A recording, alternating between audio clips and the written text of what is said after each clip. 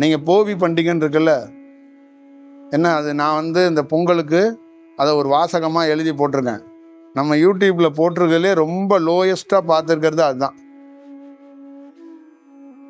அதுக்குள்ள இந்த திருநள்ளாரோட விஷயம்தான் அதில் இருக்குது. நம்ம ஆளுங்க பிஸியான ஆளுங்க, அது நல்ல விஷயம்லாம் பார்க்க மாட்டாங்க, புரியுதா? போவியில் என்ன போடுவாங்க, நம்ம வீட்டில் இருக்க பழைய பொருள் எல்லாம் கொண்டு போய் நெருப்பில் போட்டு எரிப்பாங்க. திருநள்ளாறில் என்ன பண்ணணும்னா, பழைய பொருளை போட்டு எரிக்கக்கூடாது, தன்னை போட்டு எரிக்கணும். உயிரோடு எரித்து உயிரோடு வரும் இடம்தான் திருநள்ளார்.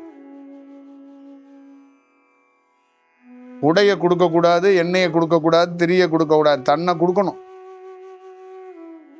புரியுதா? நான் தெளிவாக சொல்லிட்டேன்ல. அப்போ அந்த இடம், அப்போ போவியில் என்ன பண்ணணும், பழைய பொருளை தூக்கி எரிச்சிட்டா திருப்பி இன்னொரு பொருளை வாங்கினா அந்த பொருளும் நீ படுத்து படுத்து தோஷம் வந்துடும். அப்போ ஒன்றை நீ தூக்கி போட்டு எரிச்சிட்டேன்னா நீ மீண்டும் புது வடிவத்தோடு வரும்போது எந்த பொருளை போட்டு நீ படுத்தாலும் தோஷம் இருக்காது.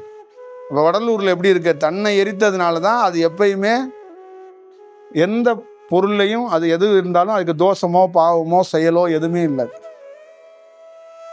புரியுதா?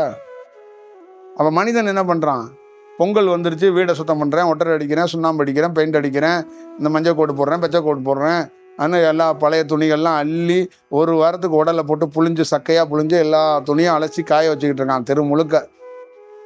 தன்னை விட்டுறான். சரி, எல்லா துணியும் அலசி காய வச்சு ஒன்னையவன் அலசி காய வைக்கிறது சொல்லுங்க.